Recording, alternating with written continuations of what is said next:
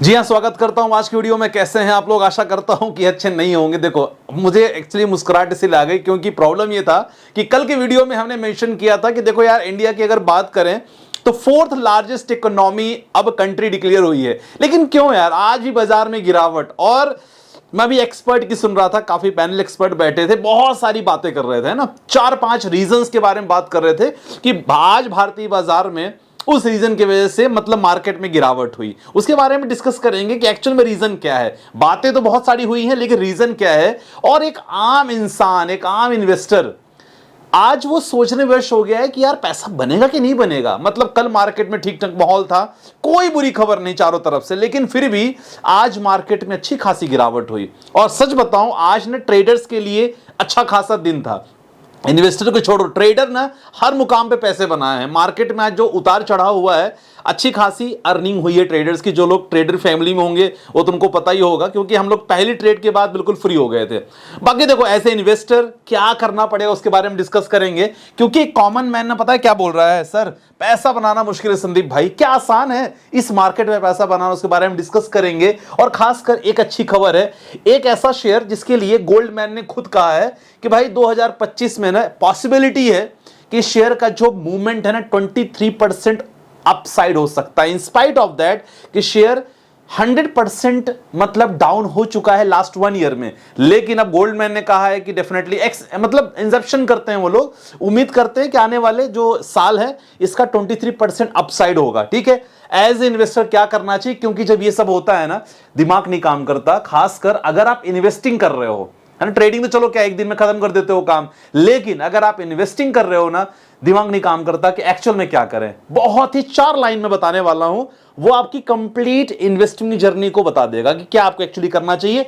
Mutual fund को लेके देखो, हमने ऑलरेडी दूसरा चैनल हमारा है finance with Sandeep Mishra, description पे लिंक है, जाओ और कंप्लीट म्यूचुअल फंड की इंफॉर्मेशन हम लोग वहीं देते हैं। अगर आपको प्योर म्यूचुअल फंड चाहिए, क्योंकि हमने ना पहले भी पूछा था लोगों से, लोगों ने बताया कि सर हमको इस चैनल पे केवल मार्केट इंफॉर्मेशन चाहिए। ठीक है, तो वहां जरूर चेकआउट कर लेना, लेकिन पोर्टफोलियो हम यहां रिव्यू करते रहेंगे। चलो मार्केट की कहानी देखते हैं। मार्केट की कहानी कुछ खास नहीं थी, और यस इट वाज एक्चुअल ना, जो मैं आपसे कह रहा था वीडियो में कि जी हां, ये ट्रेडर्स का बिल्कुल दिन था। आप देखो मार्केट का मोमेंटम, मार्केट ने बहुत बार मौका दिया और मार्केट में लगातार उतार चढ़ाव रहा।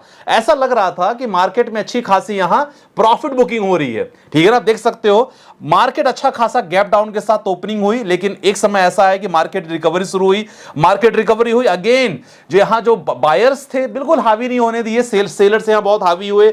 अगेन यहां बायर्स बहुत वीक हो गए और अल्टीमेटली थोड़ी सी मूवमेंट हल्की सी बायर्स ने दी। लेकिन ओवरऑल जो मार्केट लगभग 800-900 पॉइंट गिराने वाला था, लगभग केवल 624 पॉइंट में गिरावट हुई है। तो यस, डेटा बिल्कुल अच्छा नहीं है। अगर निफ्टी 50 की बात करें तो जी हां, निफ्टी 50 की अगर बात करो, यहां भी मुनाफा चला है। और अगर देखा जाए तो 174 पॉइंट निफ्टी में गिरावट हुई थी, और 174 पॉइंट निफ्टी में गिरावट हुई है, आप देख सकते हैं। तो आप ये प्रॉफिट बुकिंग की जो आपको देख रही है ना, ये रेस कंप्लीट आपकी प्रॉफिट बुकिंग को दिखाती है कि एक एक मौके पे अच्छे खासे यहां जितने भी ट्रेडर्स थे लोगों ने पैसे बनाए हैं। चलो अब देख लेते हैं कि अगर आप बात करें निफ्टी 50 के हिस्से की, तो क्या मार्केट में अभी डर का माहौल है। तो चलो इससे पता चलेगा विक्स इंडिया को लेके। अब विक्स इंडिया को अगर बात करें, जी हां, मार्केट में अभी डर का माहौल तो है, मतलब लोगों में यह जरूर है कि अभी मुझे पैसे निवेश नहीं करना चाहिए। यहां मैक्सिमम लोग ना प्रॉफिट बुकिंग की ओर ज्यादा है। अब चलो देखते हैं कि जो मार्केट के एक्सपर्ट्स हैं वो क्या कहते हैं, क्योंकि इंपॉर्टेंट आपको समझना बहुत जरूरी है। फिर आप खुद समझ जाओगे कि एक्चुअल में मार्केट आज गिरने का क्या कारण था। सबसे पहला, लोगों का कहना था कि भाई साहब प्रॉफिट बुकिंग कर रहे हैं। मैं पूछना चाहूंगा यार, प्रॉफिट बुकिंग पिछले 1 महीने से जब भी मार्केट में गिरावट होती है, आप लोग कह देते हो कि प्रॉफिट बुकिंग कर रहे हैं, है ना। दूसरी बात, अगर हम बात करें, कल के स्टेटमेंट की बात करें, तो भारत में 4th लार्जेस्ट इकोनॉमी इंडिया हो चुका है। तो कल तो कोई प्रॉफिट बुकिंग नहीं हुई। आज डेफिनेटली एक मंथली एक्सपायरी थी। अगर आप बात करें नॉर्मल शेयर्स की बात करोगे या सेंसेक्स की, तो जी हां, एक छोटा मुनाफा था, मुनाफा वसूली कह सकते हैं, लेकिन इतना ज्यादा मुझे नहीं लगता है कि जो मार्केट को गिराती है। ठीक है, पहला रीजन मुझे नहीं लगा। आप लोग एग्री करते हो, कमेंट में मेंशन करना, क्योंकि एक्सपर्ट द्वारा 8 रीजंस मैंने सेलेक्ट किए हैं। अब देखो ये रीजंस कहां से आते हैं। मार्केट अच्छा रहेगा तो ओके भाई, वी आर गुड इकोनॉमी, हम अच्छा काम कर रहे हैं, लेकिन मार्केट की गिरावट में कहीं ना कहीं वो रीजन निकाल के लाने की कोशिश करते हैं। सबसे पहले देखो इंपॉर्टेंट है, लोगों ने क्या कहा भाई, प्रॉफिट बुकिंग। चलो ये मैं मानता हूं, 50% रीजन मार्केट में ये मैं मानता हूं बस कि हाँ चलो जब भी एक्सपायरी होती है ना, खासकर अगर सेंसेक्स की बात करें या स्टॉक्स की एक्सपायरी अगर बात कर रहे हैं तो डेफिनेटली मान सकते हैं। लेकिन दूसरा जो रीजन है ना, चलो दूसरा रीजन है कि चलो एशियन मार्केट्स में वीक सिग्नल। देखो एशियन मार्केट्स का अगर देखोगे ना भाई साहब, कोई वीक सिग्नल नहीं है एशियन मार्केट्स को लेके। मैंने एशियन मार्केट्स का खुद चार्ट देख लो कि एशियन मार्केट्स में क्या कहना है। अगर आप चाइना जापान के मार्केट की देख लो भाई, कोई ऐसा रीजन नहीं है। संघई केवल 0.18% डाउन है। हैंसंग देख सकते हो 99 पॉइंट ऊपर है। निकी की अगर बात करो, इस मार्केट में भी हरियाली है। तो आपको कहां लगता है कौन से एशियन मार्केट में आपको गिरावट देखने को लगती है? भाई मुझे तो नहीं लग रहा है कि भाई एशियन मार्केट में कोई गिरावट देखने को बन रही है। हां, अब लोग कह रहे हैं कि साहब वीट Q4 के रिजल्ट उतने अच्छे नहीं है। Q4 के रिजल्ट अभी तक 60% कंपनियां Q4 के रिजल्ट ला चुकी हैं, उसमें से 40% ने ठीक काम किया है। ऐसा नहीं कि Q4 का रिजल्ट ऑलमोस्ट डाउन है। लेकिन यस, ये भी रीजंस मेरी समझ के बिल्कुल बाहर है। तो मैं तो इसको भी बिल्कुल मना करता हूं कि दोनों चीजें, हाँ मंथली एक्सपायरी दोनों का अगर करोगे 50%, एक रीजन ये मैं मान सकता हूं कि चलो ठीक है जो मार्केट में आज हुआ। अगला विक्स इंडिया। देखो यार, मार्केट में जब भी गिरावट होगी विक्स इंडिया हमेशा पॉजिटिव होता है। मैं आपको बताया हूं कि गिरावट में, प्रॉफिट बुकिंग में लोग थोड़ा सहम जाते हैं, बड़े बड़े इन्वेस्टर पैसा नहीं लगाते हैं, पहला इंपॉर्टेंट। अब काफी लोग कह रहे हैं कि सर आईटी शेयर में गिरावट। देखो जब भी गिरावट होती है तो आपको पता है कि अगर बैंकिंग के बारे में बात करेंगे, आईटी सेक्टर, दोनों में गिरावट होती है और दोनों शेयर्स ही गिरते हैं। लेकिन उतनी ज्यादा गिरावट नहीं हुई जितना हम लोग एक्सपेक्ट कर रहे हैं। ट्रंप, देखो जब भी लोगों के पास कोई टॉपिक नहीं रहता ना, तो फिलहाल, अच्छा कल तो ट्रम्प को लेके किसी ने बात नहीं किया कि यार ट्रम्प ने यूरोपियन यूनियन में 50% टैरिफ लगा, ऑलरेडी पहले ही हो चुका है, बाजार ने इसको सुन लिया है, समझ लिया है। आई डोंट नो सर कि भाई एक्सपर्ट इसको क्यों कह रहे हैं कि ट्रंप ने ईयू पर 50% का लगाया है टैरिफ। ये न्यूज पुरानी है भाई, तो ये मुझे नहीं लगता ये भी कोई रीजन है। और यस, बाकी लोग अभी कह रहे हैं, जो मैं 4-5 दिन पहले मैंने वीडियो मेंशन किया था कि जी हां, कोविड के कारण थोड़ा मार्केट में जरूर सेंटीमेंट्स बना हुआ है। लेकिन जब लोगों के माध्यम से, जब देखो कोविड एक रीजन था, लेकिन हमारे पास मेडिकल फैसिलिटीज, हमारे पास इंफ्रास्ट्रक्चर, सब कुछ ओके है, सब कुछ रेडी है। तो इस चीज को लेके भी हमें ज्यादा डरने की जरूरत नहीं है। न्यूज है तो ओवरऑल आपको क्या लगता है यार? 7 से 8 इंपॉर्टेंट पॉइंट हमने नोट करके रखा है। ओवरऑल एक चीज निकल के आती है, मैं आपको अब समझाऊंगा। और एज ए इन्वेस्टर आपको समझना बहुत जरूरी है कि सर आपको ना सेक्टर रोटेशन पोर्टफोलियो आपको बनाना ही बनाना होगा। आप ये सोच रहे हो कि मैं एक ही प्रकार का पोर्टफोलियो, एक ही प्रकार का स्टॉक्स में लेके रखूंगा अपने पोर्टफोलियो में, मेरा पोर्टफोलियो पॉजिटिव रहेगा, गलत हो। ध्यान रखना, मार्केट को गिरने का बहाना चाहिए। मुझे आज सचमुच केवल प्रॉफिट बुकिंग के अलावा कोई रीजन नहीं आ रहा है कि हां मार्केट गिरने का एक बहुत बड़ा रीजन है। लेकिन ऐसे में अगर आप सोच रहे हो कि मैं डिफेंस स्टॉक लेके रखा हूं, या मैं आईटी स्टॉक लेके रखा हूं, मैं एफएमसीजी स्टॉक लेके रखा हूं, या पावर सेक्टर का स्टॉक ले, गलत हो सर। सेक्टर लोकेशन बहुत इंपॉर्टेंट है। तो अगर आप इंटरेस्टेड हो, हम लोग का स्टॉक्स कंसल्टेंसी हमारा ग्रुप है, ट्रेडिंग ग्रुप भी है, काफी लोग को पता होगा, जुड़ सकते हो आपका इंटरेस्ट हो तो। लेकिन इंपॉर्टेंट ये है आप कहीं से पोर्टफोलियो बनवाओ सर।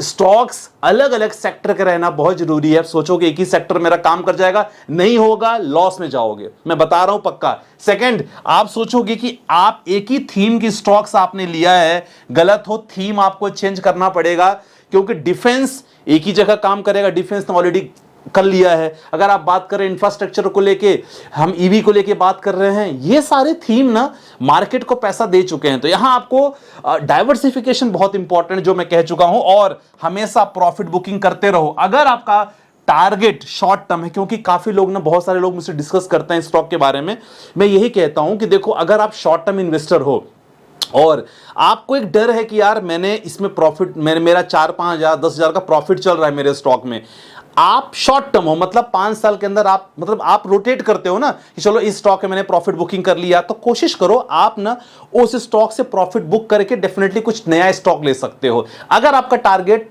लेस देन 5 ईयर्स है, मोर देन 5 ईयर्स है, सर मैं नहीं कहूंगा, मैं खुद नहीं करता तो मैं नहीं कहूंगा, लेकिन यस कुछ लोग करते हैं, उनके लिए मैं ये इंपॉर्टेंट इंस्ट्रक्शन देना चाहूंगा। और जी हां, फंडामेंटल, अगर आपके पास अच्छे स्टॉक हैं, हमेशा जैसे आज हुआ है, अच्छे स्टॉक हैं, और ऐसे स्टॉक जो कभी देखा जाए अपनी वैल्यूएशन चेंज नहीं कर सकते यार, उनका डिमांड हमेशा रहेगा और आज उनका प्राइस डाउन है सर, ऐसे स्टॉक को लेना मत भूलो, जरूर ले लो। जैसे आज मौका था, बहुत सारे स्टॉक है जो डायरेक्टली शेयर मार्केट से लिंक्ड है, ऐसे स्टॉक को ऐसे मौके पे जरूर लेना चाहिए, ये मैं सोचता हूं।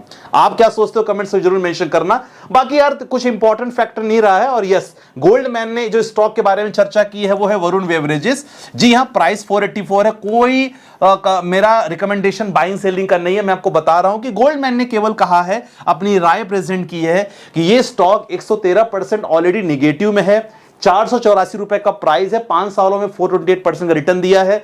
तो इस स्टॉक में 25% का स्ट्रॉन्ग पोटेंशियल बनता है, ऐसे गोल्डमैन ने कहा है। चलो आपके पोर्टफोलियो पे आ जाते हैं, देख लेते हैं कि आपका पोर्टफोलियो कैसा है। कुछ लोगों ने म्यूचुअल फंड का पोर्टफोलियो लगातार भेजते रहना यार, उसके लिए कोई प्रॉब्लम नहीं है, लगातार हम पिक करेंगे। सो क्वांट मिड कैप और आईसीसी पोटेंशियल इंफ्रास्ट्रक्चर में एसआईपी और लमसम कर सकते हैं क्या? देखो, एक ही फंड में एसआईपी लमसम मत करो। अगर आपके पास कोई फंड ऐसा जिसमें एसआईपी कर रहे हो, कोशिश करो दूसरा फंड लो जिसमें आप लमसम करो, ज्यादा बेटर है। बाकी क्वांट मिड कैप अच्छा है, आईसीसी पोटेंशियल इंफ्रास्ट्रक्चर हां थोड़ा रिस्की है, टारगेट इसका मोर देन 5 इयर्स रखना, ठीक है, इसमें कर सकते हो। बाकी बहुत सारे हैं, फ्लेक्सी कैप फंड ले लो, प्रॉब्लम कोई दिक्कत वाली बात। जैसे सर मेरा म्यूचुअल फंड में 50,000 बढ़ गया है, तो उसको कैसे करेंगे टैक्स? देखो सिंपल है, अगर आप 1 साल के अंदर निकालते हो short term capital gain tax, देखो अगर 1 साल के अंदर आप निकालते हो तो जो भी आपका गेन होगा सर, उसका गेन का ना 20% आपको लगेगा। ध्यान रखना, आपका जो गेन होगा, अगर आप 1 साल के बाद निकालते हो तो long term capital gain tax आपका जो भी गेन होगा, जो भी आपका गेन हो रहा है, उसमें केवल 1.25 लाख का उसमें आपको सब्सिडी मिलेगी और डिस्काउंट करके जो भी आपका रहेगा 12.5% आपका लगेगा। चलो नेक्स्ट क्वेश्चन पे चलते हैं। अगला क्वेश्चन है हमारा, अगला क्वेश्चन है सर, गुड इवनिंग, 8000 एसआईपी के लिए मोर देन 15 मिनट्स के लिए कोई पोर्टफोलियो बना दीजिए, कोई दिक्कत नहीं। देखो बहुत सारे फंड है, ऑलरेडी मैं वीडियो बनाता रहता हूं, finance with Sandeep Mishra channel पे चले जाना, वहां आपको हमेशा मिलेगा। लेकिन बंधन स्मॉल कैप में आप प्लान कर सकते हो 2000, एचडीएफसी मिड कैप की बात करोगे वहां 2000 प्लान कर सकते हो, पराग पारिक फ्लेक्सी कैप फंड यहां 2000 प्लान कर सकते हो, और Mire assets large and mid cap, Mire assets large and mid cap में 2000 प्लान कर सकते हो। बहुत ही सिंपल है, ऐसे पोर्टफोलियो में लगातार बनाता रहता हूं, लगातार मैंने बनाया है, तो आप कंसल्टेंसी पोर्टफोलियो को भी ले सकते हो। फिलहाल मेरा तो यही कहना है कि देखो एज ए इन्वेस्टर ना, सेक्टर रोटेशन हमेशा करते रहो, और यस डरो नहीं यार, ये मार्केट ना ऐसा नहीं कि पैसा नहीं बनाने देगा, बिल्कुल पैसा बनाएगा, समय लगेगा यार। समय मतलब ये मत सोचना कि 1 महीने के अंदर आपका पैसा बन जाएगा।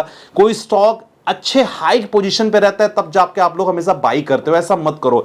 अच्छा फंडामेंटल है, आपको पता चल गया है किसी एक्सपर्टीज द्वारा कि देखो स्टॉक अच्छा है, आप बाई करो उसको यार, और हर डिप में लेने की कोशिश हमेशा करो। बाकी मार्केट में उतार चढ़ाव चलता रहेगा, रीजन आपको बहुत सारे मिलेंगे, मैं आपको पहले बता दे रहा हूं, ठीक है। सो आज की वीडियो में बस इतना ही, आशा करता हूं कि समझ में आया होगा जो मैं कहना चाहता हूं। बाकी वीडियो को लाइक करना, चैनल सब्सक्राइब कर नोटिफिकेशन ऑल कर देना, सो दैट आपको नोटिफिकेशन हमेशा मिले।